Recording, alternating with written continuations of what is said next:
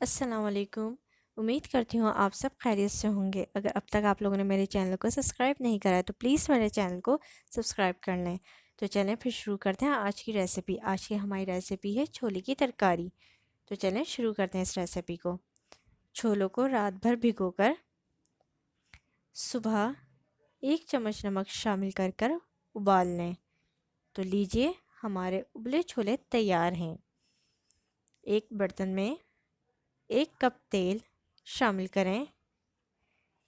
तेल गरम हो जाए, आधी चम्मच कलौंजी, आधा चम्मच साबुत ज़ीरा और कड़ी पत्ता शामिल करें। सब चीज़ों को थोड़ा सा फ्राई करने के बाद 3 से 4 अदद प्याज चॉप कर कर शामिल कर दें। प्याज गोल्डन ब्राउन होने के बाद उसमें 1 चम्मच नमक, आधी चम्मच हल्दी और 1 चम्मच पिसी लाल मिर्च शामिल कर दें। 2 से 3 चम्मच पानी शामिल कर कर अच्छे से मसाला भून लें। मसाला भूनने के बाद उबले छोले शामिल कर दें और आधा गिलास पानी शामिल कर दें। 10 से 15 मिनट तक पकाएं।